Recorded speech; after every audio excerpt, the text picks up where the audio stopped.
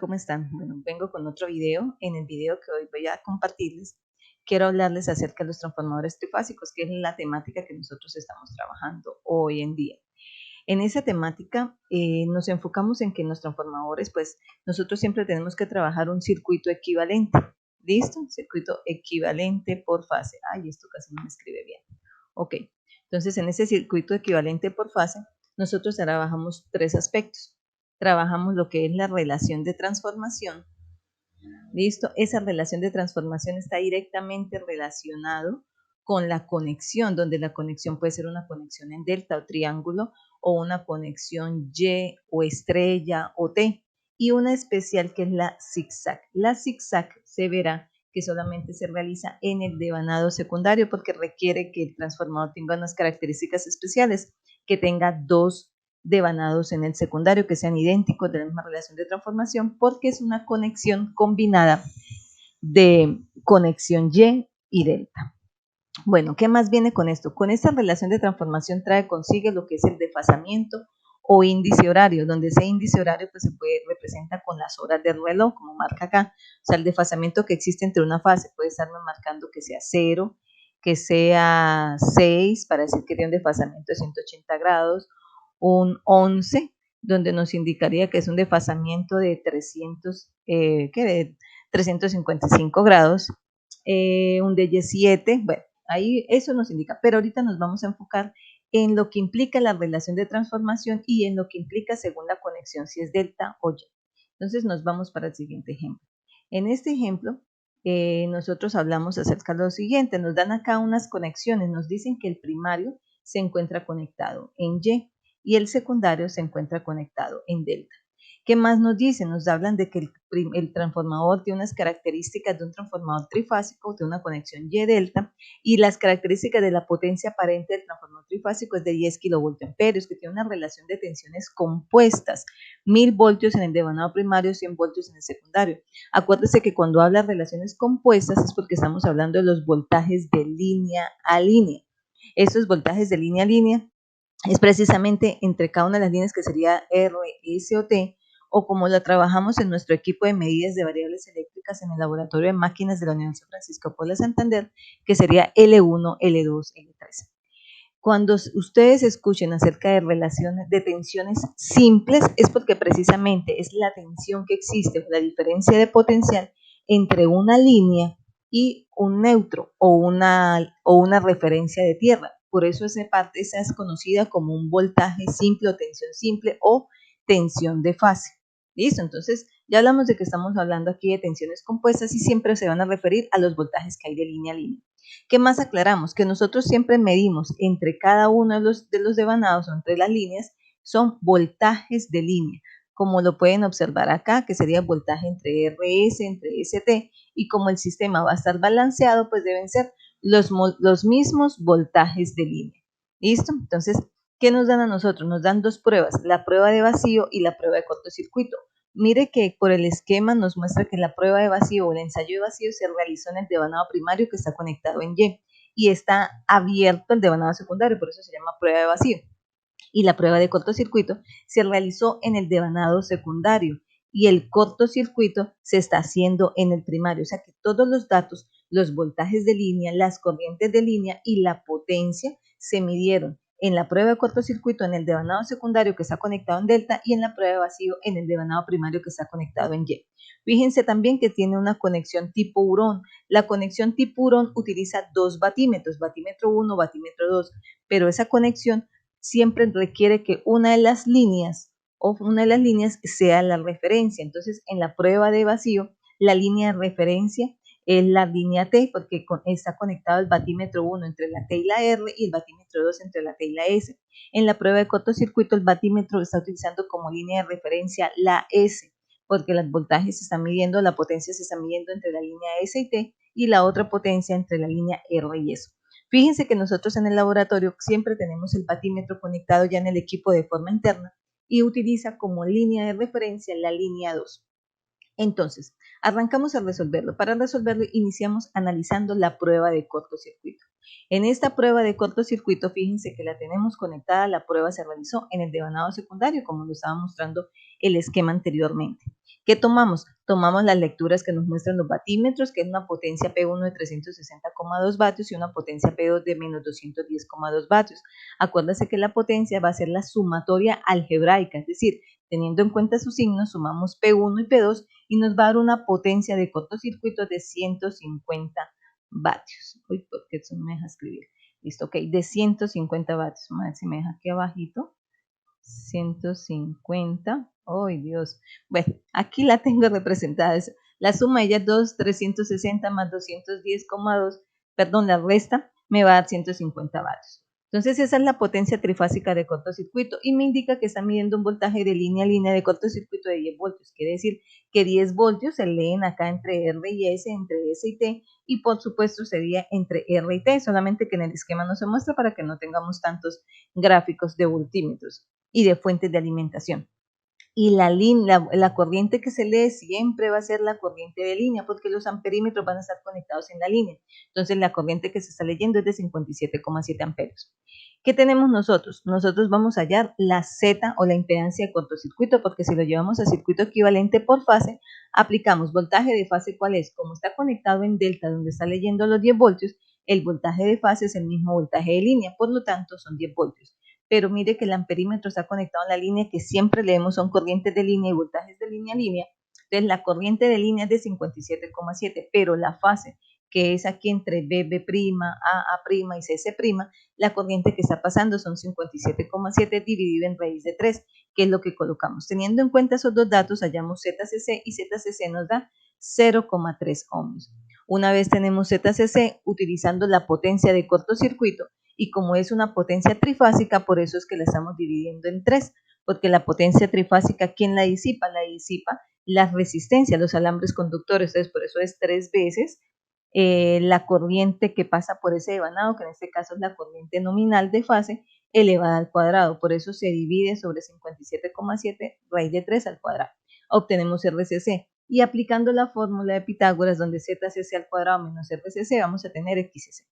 Quiero que veamos algo muy presente. Mire que en todo le estoy colocando el número 2 para decir que es visto desde el secundario, el número 2 que aparece acá en la RCC2, porque todo lo estamos hallando con los valores visuales del secundario, y aparte de eso el delta, porque lo estamos obteniendo en delta. ¿Por qué en delta? Porque el secundario se encuentra conectado en delta. Si lo queremos referir al primario, utilizamos la relación de transformación MY delta, que me dio 5,77. ¿Cómo lo obtuvimos? Pasamos esos voltajes de línea a voltajes de fase 1 sobre voltaje de fase 2. Me dice que el transformador trifásico es de 1000 voltios, relación de tensión compuesta 100 voltios en el secundario, pero como el primario está conectado en Y, entonces el voltaje de fase sería 1000 sobre raíz de 3 dividido en 100, por eso obtenemos 5,77.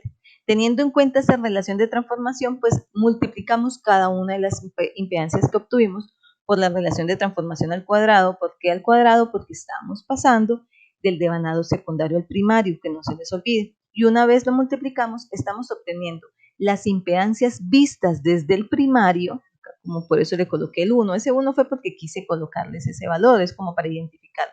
Lo estamos viendo desde el primario y al mismo tiempo está convertido en Y, porque estamos utilizando la relación de transformación Y delta, tal y como está conectado el transformador. Entonces, listo, aquí lo obtenemos. ¿Qué más quería yo aclararles? Bueno, lo siguiente es, si ustedes quieren, como para que busquen dominar el tema, pero aquí ya tenemos el ejercicio, la mitad del ejercicio resuelto. La siguiente parte es, bueno, asumamos lo siguiente. Si a mí me queda más fácil no trabajarlo como me están dando la relación, el primario en Y, el secundario en delta, asumamos que todo se encuentra conectado en Y o estrella a estrella. Entonces, al hacer eso, ¿qué hacemos? Aquí quise colocarles el dibujo. Es como si yo lo estuviera conectando en Y el primario, en Y el secundario, cortocircuitando el primario, pero en el secundario estoy midiendo de línea a línea 10 voltios, los valores siguen siendo lo mismo, y la corriente de línea la misma que me están diciendo que está pasando.